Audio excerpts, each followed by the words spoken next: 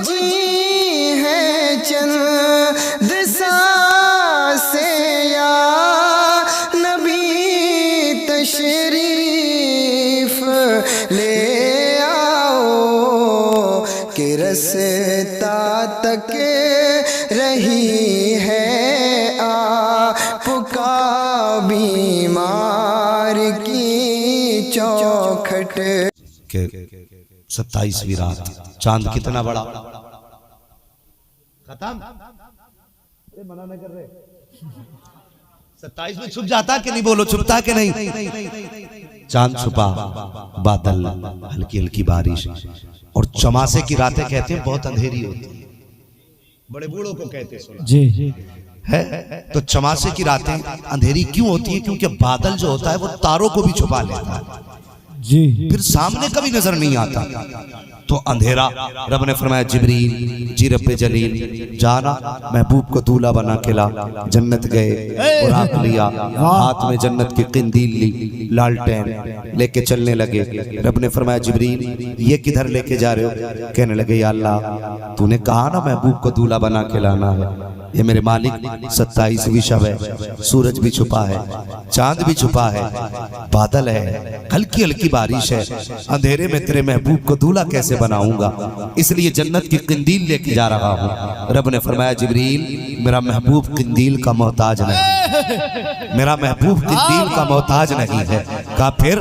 का किंदील को जन्नत में रख दो। या अल्लाह अंधेरे में महबूब को दूल्हा कैसे बनाऊंगा? फरमाया जा, मैंने महबूब के चेहरे पर 70,000 पर्दे अपनी गैरत के डाल रखे हैं, जा सिर्फ एक पर्दा हटा देना, तेरी रोशनी का इंतजाम हो जाएगा। जिब्रील कहते हैं महबूब के कदमों में आया, तलवों को बोसा दिया, महबूब उठे, मैंने जैसे कि महबूब के रूखे रोशन से 70,000 पर्दों में से एक पर्दा हटाया था। कहते एक नकाब का पलटना था, मेरी आंखें खीरा रह गई, सिर्फ नकाब हटा, ऐसा लग रहा था जैसे पूरी कायनात को 70,000 सूरजों की रोशनी ने चमका के रख दिया।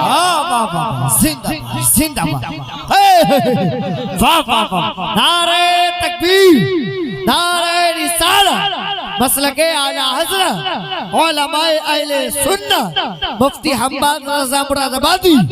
वाह वाह वाह, क्या बात है, ये हुस्न मुस्तफा है। मैं कहता हूँ यार अगर किसी को हुस्न की वजह से दिल देना है तो फिर आमीना के लाल को दिल दो। कायनात में कोई उससे बड़ा हसीन देखा हो तो बताओ। अल्लाह अकबर, कौन सी मिसाल दोगे उनके हुस्न की? कहां से लाओगे मिसाल? हजरत सैयदा हलीमा सादिया रजी अल्लाह तआला अन्हा हुजूर को गोद में लेके आ गई। कबीले बनु साद की ये पहली रात है जब हुजूर आए और लिटा दिया घर में लाके। पूरे कबीले में खुशबू थी, बहारें थी, अजीब रौनक थी। हुजूर जो मेहमान बने, लेकिन जानते हो औरतें बातें कर रही थी।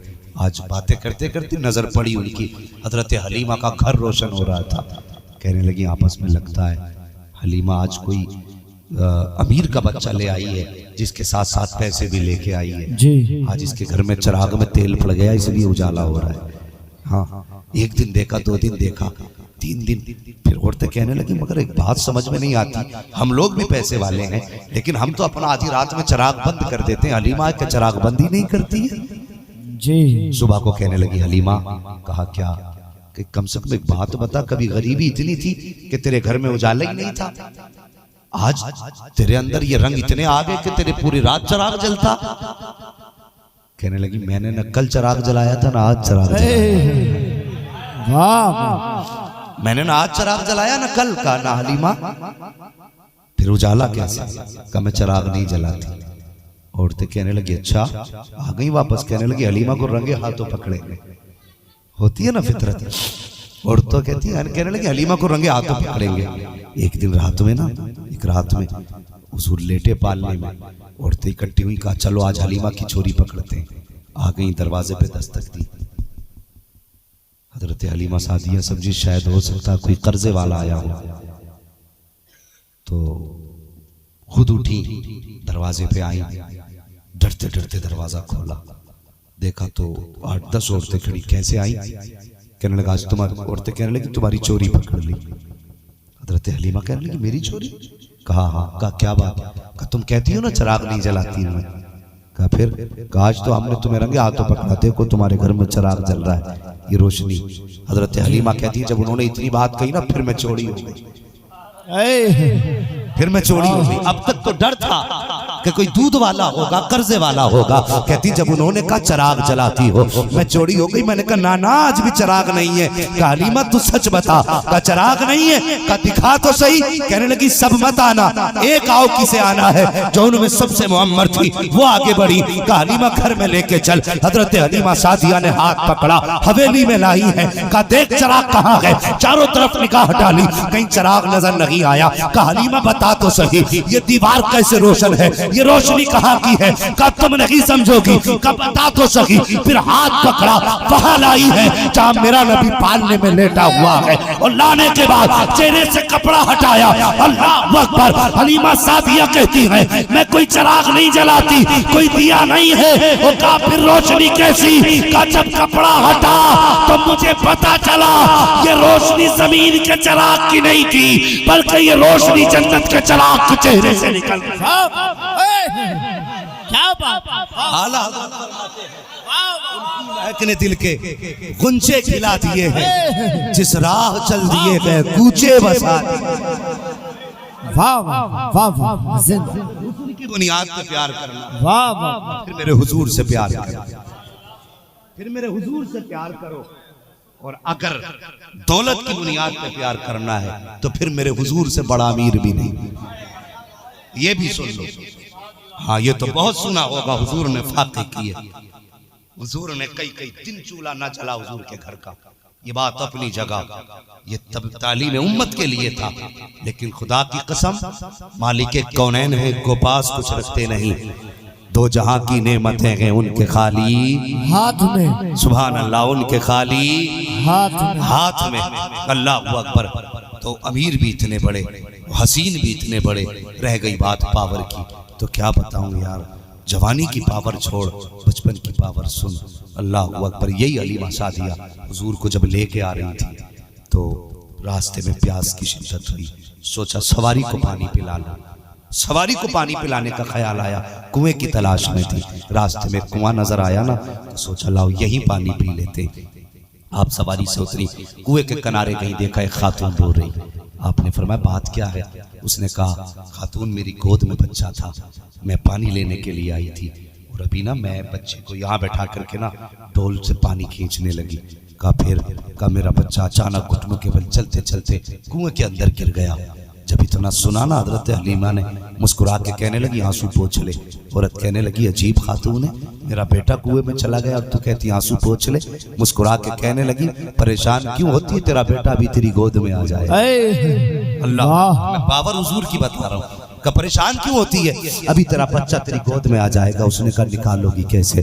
जब मेरा बच्चा कुएं में गया मेरे हाथ में डोल और रस्सी थी। जब बच्चा कुएं में गिरा मेरे हाथ से रस्सी भी छूट गई, डोल भी चली गई। मेरा बच्चा वो देखो कुएं के पानी में गोते खा रहा है। अल्लाह अकबर। इतना सुनना था। हजरत हलीमा सादिया की तरफ खातून ने देखा। कहा खातून बता तो सही मेरे बच्चे को कैसे निकालेगी? तेरे पास कुछ है जिससे मेरा बच्चा निकाला जा सके, या तू कौन है? कहा मैं तो कुछ भी नहीं हूँ, लेकिन जो गोद में है ये सब कुछ मेरी गोद में है। अल्लाह अकबर। उसके बाद आपने हुजूर का चेहरा यूं कुएं की तरफ किया और कुएं की तरफ हुजूर का चेहरा दिखाया। सिर्फ दिखाने की देर की पानी ने छलांग लगाई, उठता हुआ ऊपर आया, बच्चे को पानी ने फेंका। बच्चा माँ की गोद में था, पानी बराबर खड़ा हुआ, कहने लगा अस्सलातु वस्सलामु अलैका या रसूल अल्लाह, अस्सलातु वस्सलामु अलैका या नबी अल्लाह। जिसको बारे तो आलम की परवाह नहीं, ऐसे बाजू की कुव्वत पे लाखों सलाम। आज जिस्म उठा बनी कर दिया, मुझे बहरे सखावत पे लाखों सलाम। जिस तरफ उठ गई तब में तम आ गया, उस निगाहे की नायत पे लाखों सलाम। वाह वाह वाह। नारे तकबीर, नारे रिसालत, मसलके आला हज़रत, उलमाए अहले सुन्नत, फैज़ाने गौसे आज़म, सीरते मुस्तफ़ा, अज़मते मुस्तफ़ा, ताजदारे खत्म नबुव्वा, ताजदारे खत्म नबुव्वा, ताजदारे खत्म नबुव्वा। सुभान अल्लाह, सुभान अल्लाह। जिंदा। अल्लाहु अकबर। अगर पावर की बुनियाद पे प्यार करना है मेरे नबी से प्यार है। कितनी ताकत होगी। क्या बात। यूं इशारा किया होगा, यूं इशारा किया होगा तो सूरज वापस कर दिया होगा। सवाल सूरज का नहीं, जी सूरज कितना बड़ा है, सूरज कितना बड़ा है, जमीन से बड़ा है। समझ रहे हो, जमीन से बड़ा है सूरज। उसका अपना वजन देखें और फिर उस सूरज को पूछिए इन उलमा से 70,000 फरिश्ते खींच के लेके जाते हैं। कितने? 70,000। कितने? 70,000। नूर की उसके अंदर नकेले पड़ी हुई जंजीरें, उन जंजीरों के जरिए 70,000 फरिश्ते खींच के लेके जाते हैं। मुफस्सिरीन फरमाते हैं ड्यूटी तो ये थी ना कि फिर पूरब से पश्चिम लेके जाना था सूरज को, फरिश्ते खींच के लेके जा रहे थे। का वो अपने काम में मसरूफ थे, लेकिन जब हुजूर ने इशारा किया तो सिर्फ सूरज नहीं आया, बाज ने यहां तक लिखा कि ऐसा लग रहा था कि 70,000 फरिश्ते भी सूरज के साथ टंगे चले आ रहे थे। वाह। उंगली की पावर है, ये उंगली की पावर है। बताओ जिसकी उंगली में इतनी ताकत होगी उसके पंजे में कितनी ताकत होगी। मुझे बताओ तो सही। अगर ताकत की बुनियाद पे प्यार करना है तो फिर मेरे हुजूर से बड़ा कोई ताकतवर लाके दिखा, उनसे प्यार करो। और सुनो, इतना सब कुछ होते हुए भी, सब कुछ होते हुए भी फिर वो कितना करीब है। मेरा नबी कितना रहम दिल है। अल्लाह अकबर। बस बात खत्म करने लगा। कितने रहम दिल मेरे हुजूर। मस्जिद नबवी में बैठे, सहाबा की अंजुमन है, और एक छोटा सा बच्चा था, छोटा सा बच्चा, और बाप का इंतकाल हो चुका था। तो चचा ने गोद ले लिया था उसको, मतलब अपनी कफालत में ले लिया था। माँ ने दूसरी जगह निकाह कर लिया था, क्योंकि चचा ने उसको निकाल दिया था माँ को उसकी, तो उसने दूसरी जगह निकाह कर लिया था अपना जाकर के। और बच्चा जो था चचा के पास था, तो ये बकरियां चराने के लिए चचा ने ले दी। अल्लाह माफ़ फरमाए, माफ़ करना मुझे भी, मैं थोड़ी सी कड़वी बात बता दूं। आज इंतकाल हो जाता ना बाप का, तो चचा भतीजों के कंधे पर हाथ रख के कहता आज से मैं इनके बाप की तरह इनका ख्याल करूँगा। लेकिन वो मेहरबानियाँ ज़्यादा दिन नहीं रहती है। हाँ, महीने बाद फिर गैर हो जाता है सगा भतीजा भी, फिर यतीम अपने नहीं लगते। हाँ, मैंने बहुत आंखों देखी मिसालें ऐसी हैं कि रिश्तेदारों के सामने तो लंबी लंबी बाएं फेंकते हैं आदमी कि नहीं नहीं किसी की जरूरत नहीं है, हम काफी हैं भतीजों के लिए। लेकिन 40वां होने के बाद भतीजे ने खाया कि नहीं खाया चचा को फिक्र भी नहीं। ईद के दिन सगा भतीजा यतीम है तो कपड़ों को पैबंद लगा के पहन रहा है, और चचा 10-10 हजार के कपड़े खरीद के ला रहा। तो यार ये जो करवट में यतीम है ना, ये कोई तेरा गैर नहीं है, तेरे भाई का बेटा है। खुदारा अपनों यतीमों का ख्याल किया करो। और यतीम तो कोई गैर भी है, तो मेरे हुजूर ने फरमाया जब कोई बंदा किसी यतीम के सर पे हाथ रखता है ना, तो जितने बाल उसके हाथ के नीचे आते अल्लाह उसको इतनी ही नेकियां अता फरमा दिया करता है। हाँ, और इतने दर्जे बुलंद फरमा दिया। ये यतीमों पे मेहरबानी है। आज हमारा हुआ क्या है, अगर यतीम भतीजा ईद के दिन आ जाए ना, कपड़े लाया हो सगा चचा बच्चों के लिए, कहता उठा के रखते, तेरा भाई आ रहा है वो देख लेगा। हाँ, ये सच्ची बात है, घर की कहानी है ये, है? मैं जानता हूँ इस समाज को। सगा भतीजा अगर यतीम है छुपा के रख दे, नजर पड़ जाएगी। अभी कहते हैं मौलाना कयामत कब आएगी। सुन, अगर तेरे बच्चों के कपड़ों को तेरे भतीजों की नजर लगने लग जाए ना, फिर समझ ले ना कयामत तेरे दरवाजे पे आके खड़ी हो गई है। इससे भी बड़ी कोई कयामत होगी। और तेरे दरवाजे पे दुनिया के अमीर खा खा के नाक तक भर के जाए और तेरा यतीम भतीजा मुंह तकता रहे, इससे भी बड़ी कोई कयामत होगी। किस चीज को कयामत कहते हो? जमीन फटेगी उसे कयामत, आसमान गिर जाएगा उसे कयामत, पहाड़ हवाओं में उड़ेंगे उसे कयामत। और यार सबसे बड़ी कयामत तो ये है कि जब तेरा बेटा नाक तक भर के खा के सोया हो और पड़ोस में तेरा यतीम भतीजा भूख की वजह से करवटें बदल रहा हो, तो समझ इससे बड़ी कयामत तेरे दरवाजे पे नहीं आ सकती। अगर खुदा ने तौफीक दी है तो अपने गैर यतीमों का भी ख्याल किया करो। और जब किसी यतीम को सोचो ना, तो अल्लाह का शुक्र अदा किया करो कि अल्लाह तेरा शुक्र है, तूने भी मेरे बच्चों के सर पे मेरा साया सलामत रखा है। ये भी तो हो सकता था इसकी तरह मेरे बच्चे भी किसी के दरवाजे की ठोकरें खा रहे होते जी। ये भी तो हो सकता था जैसे आज इसके बदन के कपड़े फटे, लोग मेरे बच्चों को धक्का देके हटाते, सर्दियों के मौसम में तुमने सामान बेचने वाले नहीं देखे? और कितनों के पैर में यार जूती भी नहीं होती है, लेकिन गलियों में आवाजें लगाते फिरते हैं कि मूंगफली ले और ये लो और वो लो। हमारा तो मन था मूंगफली खाने का, आवाज दी बच्चे इधर आ, 10 रुपए की ले मूंगफली दे, 20 रुपए की मूंगफली दे, या कोई भी सामान उससे खरीद लिया तुमने, लेकिन एक बार नजर डाल के पैरों की तरफ नहीं देखा। अल्लाह, तू 2 मूंगफली के लिए लड़ गया कि 2 दाने ज्यादा डाल दे, और तूने उसके पैरों की तरफ देखा।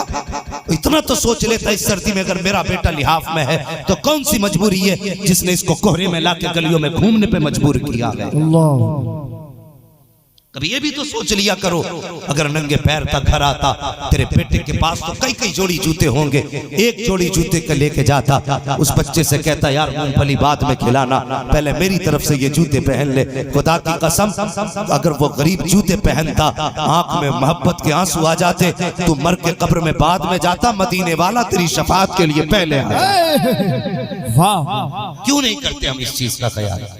बहुत अच्छा, हम नीचे देखने नहीं चाहते, हम नीचे नजर ही नहीं करना चाहते। नहीं नहीं, इनके तो काम ही ये है ना, अल्लाह से डर, उसकी लाठी में आवाज नहीं है। आज अगर तू उसको मजबूर देख के हंसेगा, कोई दिन दूर नहीं कि कल तेरे बच्चों को दुनिया देख के हंसे। इसलिए मेहरबानी करो, किसी यतीम को देखा करो, अल्लाह का शुक्र अदा किया करो, या अल्लाह तूने मेरे बच्चों के सर पे मेरे साए को सलामत रखा है। हाँ, वरना दौर बड़ा जालिम है ये दुनिया, ये दौर इतना जालिम है, इतना जालिम दौर है कि यहाँ तो यतीमों को भी रोटी बाद में दी जाती है, कम से कम पहले दुकान में सफाई कराई जाती है, गाड़ी पे पोछा लगवाया जाता है, तब यतीम को रोटी दी जाती है। कभी भूखा समझ के नहीं, उसको काम करा करके उससे जूतों पे नाक रखवा के तब उसे रोटी का टुकड़ा दिया जाता है।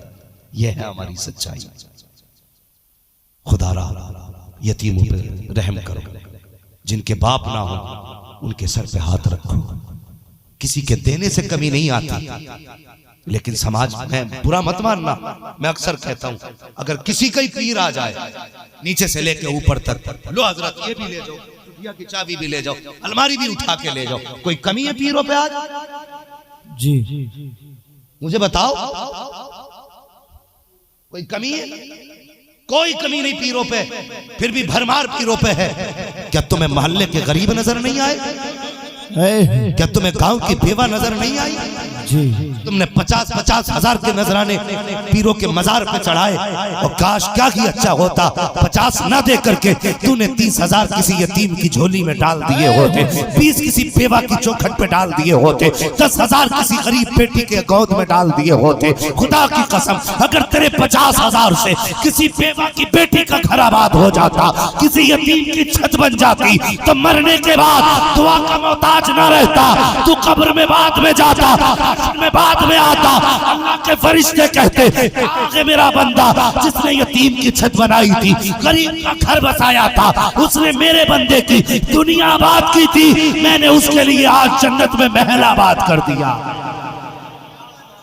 वाह वाह, बहुत अच्छा पैगाम, बहुत अच्छा पैगाम है। नहीं देते जरूरत की जगह, हक, जाके देखो मज़ारों पे 600 चादरें चढ़ी पड़ी हैं। इन उलमा से पूछो ना, मैं बरेलवी हूं, वहां भी मत समझना, लेकिन कड़वी सच्चाई है जो गलत कर रहे हैं हम। एक चादर डालने की इजाजत है, दूसरी भी तब डाली जाए जब वो बोसीदा हो जाए। जी, जब एक की इजाजत है तो 70 का हिसाब कहां से दोगे? अल्लाह, बताइए मुझे। हमने मजारों मुजाबिरों के कमरे देखे चादरों से भरे हुए, क्या हो रहा उन कपड़ों का? कोई फायदा? एक चादर मजार पे जरूरत थी। आज एक पीर साहब से मुलाकात हुई, करोड़ों के मालिक के पीर साहब, लेकिन लॉकडाउन में किसी गरीब के काम नहीं आए। अल्लाह, मुझे बताइए ना, मुझे सच्ची बात बताओ, जो पीर तुमसे 6-6 महीने तक पैसे लेके जाते रहे, लॉकडाउन में किसी पीर का फोन आया गांव में कोई भूखा तो नहीं है? नाम मत बताना, मैं नहीं पूछूंगा कौन किस पीर से ताल्लुक रखता, नहीं, कोई नहीं पूछेगा हमसे।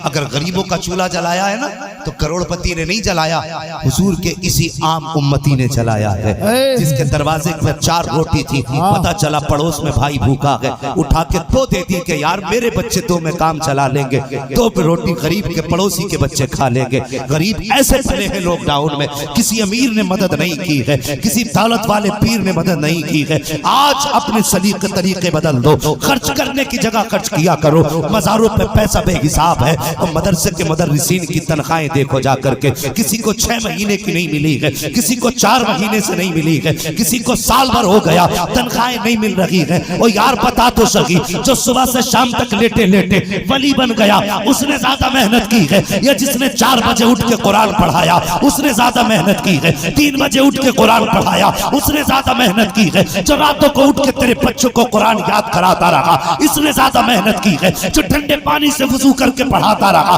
इसने ज्यादा मेहनत की है, और जो एक रात में उठा बाप ने इंतकाल में हाथ पकड़ लिया लो बन गए पीर, ये ज्यादा मेहनत से बना है, या जिसने 15 साल मदरसे में बैठ करके अपने पजामे को रगड़ा है वो ज्यादा मेहनती है। मैं कहता हूँ सुनो, अगर खिदमत करनी है तो दौलत वालों की न कर, कुरान वालों की खिदमत किया करो, दीन वालों की खिदमत किया करो। अगर चाहते हो किसी की मदद करो, कभी 1000 रुपए जेब में डाल, मस्जिद के इमाम के पास जा, और उसकी तनख्वाह वैसे भी कम होती है, उसकी जेब में 1000 डाल दे, खुदा की कसम इधर इमाम मुस्कुराएगा और उसके सदके में मदीने वाला मुस्तफा मुस्कुराने लग जाएगा। जिंदा नारे तकबीर, नारे रिसालत, मसलके आला हज़रत। 1000 चढ़ाएंगे, लेकिन गरीब इमाम की तनख्वाह 5000 ही बहुत है।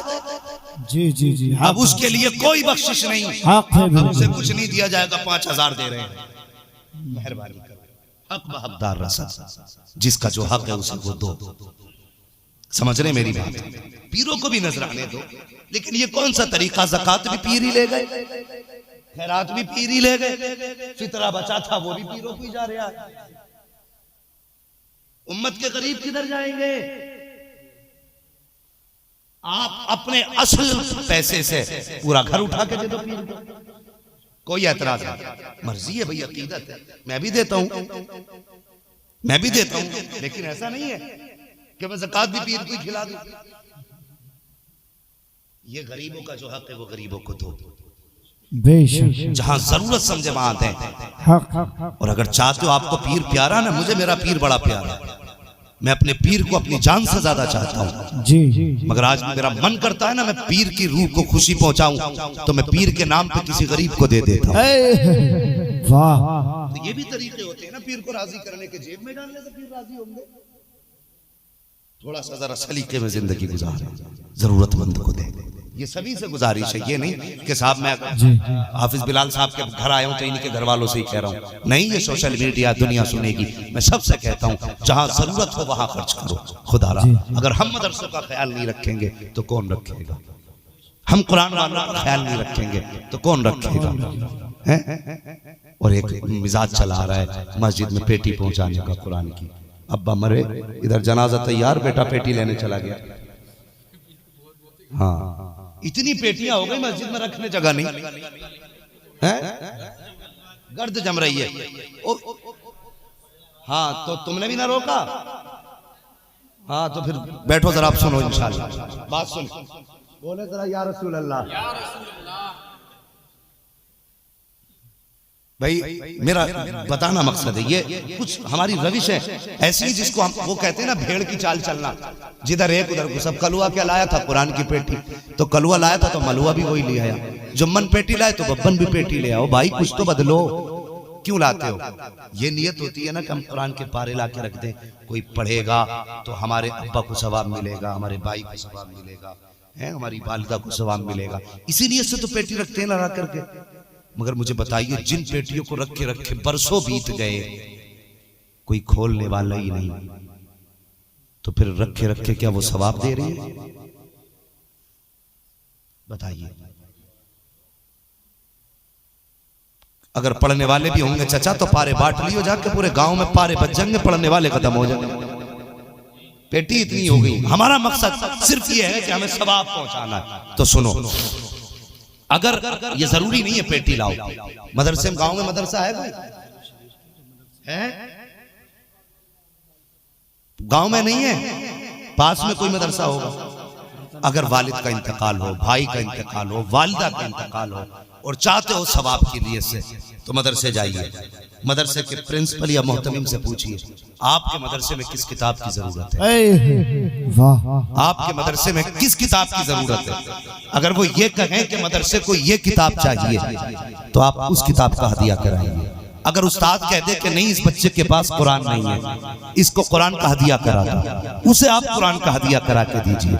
अगर ये कहे मदरसे में किताबें भी हैं, कुरान भी बच्चों के पास है, तो फिर पूछो कि बताओ इनमें कोई पढ़ने वाला गरीब बच्चा है कि नहीं, फिर उस पर निगाह डालो। अगर किसी का लिबास पोसीदा है तो भाई के इसाले सवाब के लिए उसे गर्म कपड़े खरीदवा दो। अगर बिस्तर पुराना है तो बाप के इसाले सवाब के लिए उसे एक लिहाफ बिस्तर नया दिला दो। अगर गर्मी का मौसम है, देख रहे हो कुरान पढ़ने वाले गर्मी में बैठ के पढ़ रहे हैं, तो बाप के इसाले सवाब के लिए वहां पे एक पंखे का इंतजाम कर दो। अगर तुम्हें लगता है कि ये कुरान के पढ़ने वाले सादा पानी पी रहे हैं, अगर चाहते हो कि माँ बाप को तुम्हारे उसका सवाब मिले, तो उन बच्चों के लिए फ्रिज का इंतजाम कर दो, फिल्टर मशीन लगवा दो, ताकि तब वहां पर पानी का इंतजाम हो, पंखे का इंतजाम हो, बिस्तर का इंतजाम हो। दावे के साथ कह रहा हूँ साहिब, कोई गारंटी नहीं तेरे मरने के बाद कोई हाथ उठाएगा कि नहीं उठाएगा। अगर मेरी बात पे यकीन ना हो तो गांव के कब्रिस्तान जाके देख लेना, कितनी कब्रें तो ऐसी हैं जो बैठ गई, आज कोई मिट्टी डालने वाला नहीं है,